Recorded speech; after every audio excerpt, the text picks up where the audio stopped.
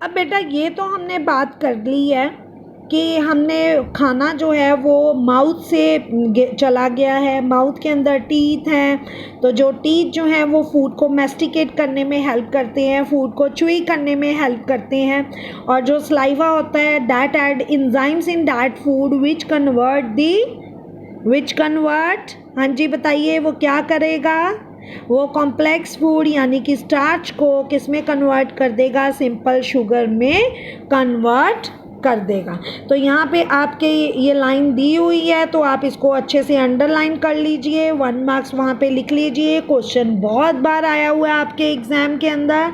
तो यहाँ पे स्लाइवा जो है that is secreted by dash glands, तो ये एमसीक्यू में भी आ सकता है, ब्लैंक्स में भी क्वेश्चन आ सकता है, तो आपने ऐड करना है स्लाइवरी ग्लैंड्स।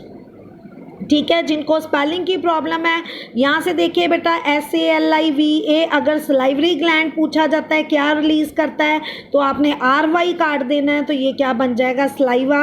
अगर स्लाइवा पूछा गया है the saliva is secreted by dash gland, तो आपने पीछे RY लगा देना है, तो ये क्या बन जाएगा स्लाइवरी ग्लैंड्स बन जाएगा। ठीक है, तो ये दोनों तो एक दूसरे के साथ रिलेट कर रहे हैं, तो आपको क्लियर हो जाएगा। सेम इसी तरह इसके इंजाइम्स हैं, तो स्लाइवा क्या रिलीज कर रहा है स्लाइवरी, RY आपने पीछे लगा देना है, साथ में आ जाएगा अमाइलेज इंजाइम्स। ठीक है, that break down starch which is a complex molecules to give us simple sugar. तो ये हम पहले ही क्लियर कर चुके हैं। अब ये जो फूड है, फूड यहाँ पे पूरी अच्छी तरह से चबा लिया गया है, इसीलिए हमें बोला जाता है कि खाने को चबा चबा के खाना चाहिए। जितना हम खाना उसको चबा चबा के खाएंगे उसके अंदर उतना ही ज़्यादा जो एंजाइम्स है वो ऐड हो जाएगा, और जितना ज़्यादा एंजाइम्स ऐड होगा उतनी ही खाने की जो डाइजेशन है वो अच्छे से हो गई। क्लियर है। अब इसके बाद जो खाना है वो कहाँ पे चला जाता है, this area, and this area is called as a pharynx, this area is called as a pharynx.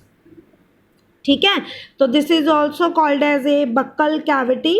तो यहाँ पे खाना जाएगा, फिर खाने पे, बिकॉज ये देखिए बेटा यहाँ पे इस एरिया पे आके ये जो कैनाल है इट विल बाइफर्केट, वो दो हिस्सों में डिवाइड हो जाती है। One area is called as a wind pipe and another one is called as a food pipe. So I will show you in a diagram. सो बेटा this is a clearly explained diagram. So this is a mouth.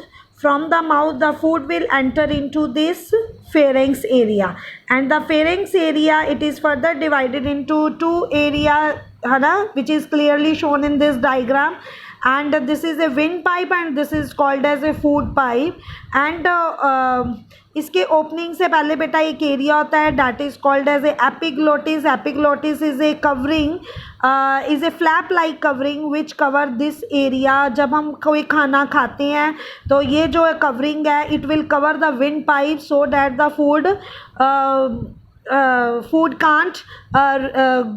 food can not go to this area, यानी कि wind pipe में खाना जो है वो ना जाए, तो इसके लिए यहाँ पे कवरिंग होती है, and that covering is called as a epiglottis.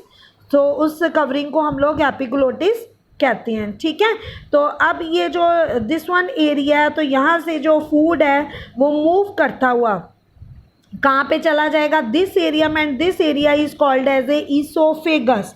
इसे हम क्या कहते हैं, oesophagus.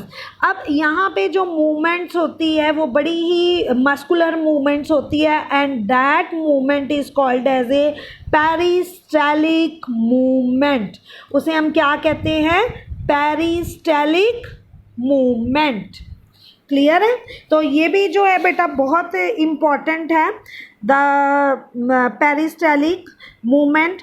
So the lining of the canal has a muscles that contract rhythmically in order to push the food forward, and this peristaltic movement occur all along the gut.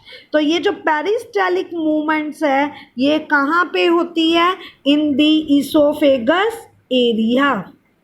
ठीक है, अब ये peristaltic movements क्या होती है, आपने कभी earthworm को चलते हुए देखा है? या आप एक balloon low,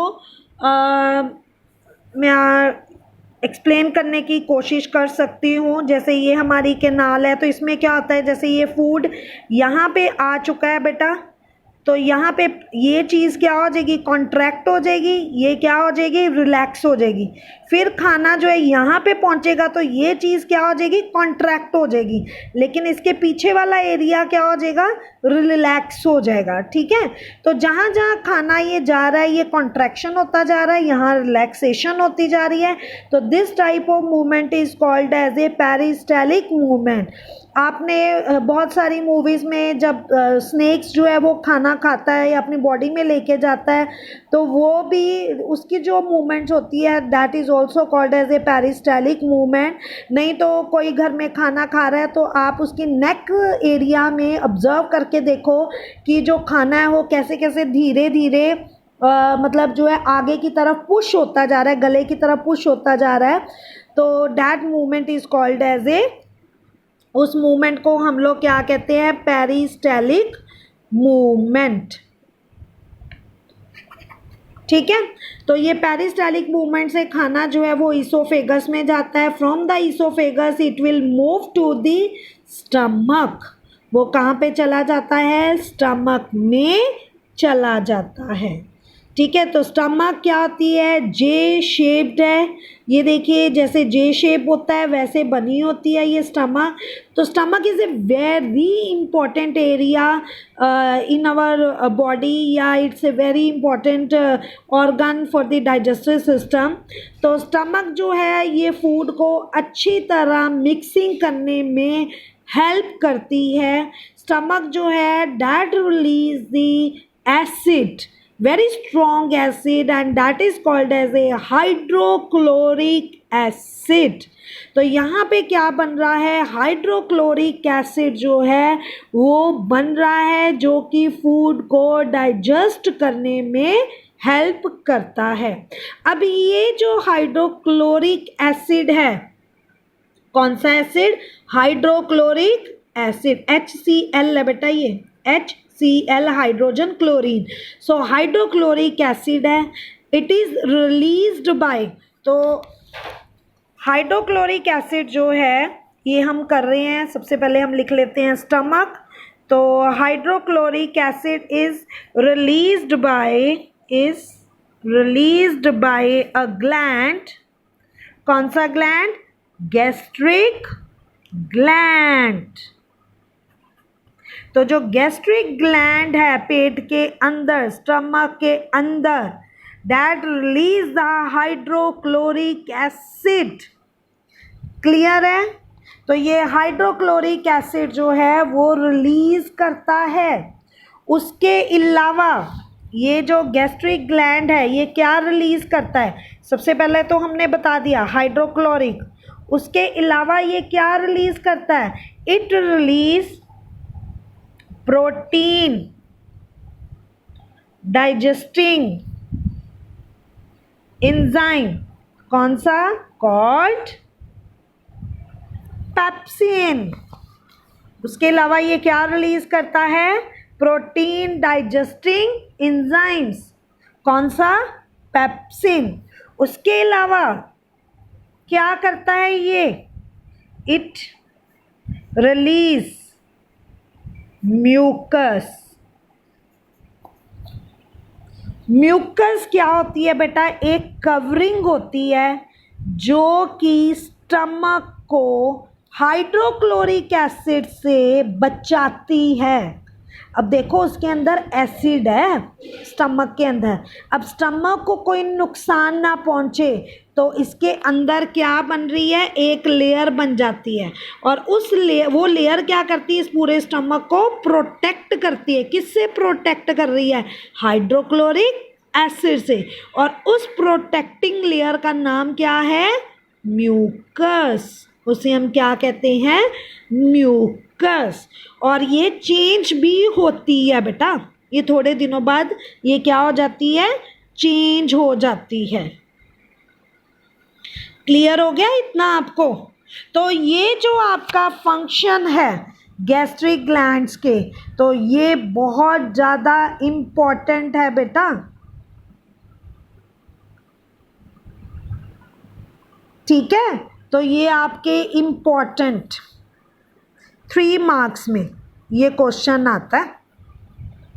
function of gastric gland, तो हमें गैस्ट्रिक ग्लैंड के फंक्शन बताने हैं। तो क्या क्या फंक्शन है? सबसे पहले रिलीज ऑफ हाइड्रोक्लोरिक एसिड, यहाँ पे मैं लिख देती हूँ हाइड्रोक्लोरिक एसिड, क्लियर है। उसके बाद प्रोटीन डाइजेस्टिव एंजाइम्स, कौन सा है? पेप्सिन। उसके बाद रिलीज म्यूकस, ठीक है, म्यूकस मेम्ब्रेन भी आप लिख सकते हो।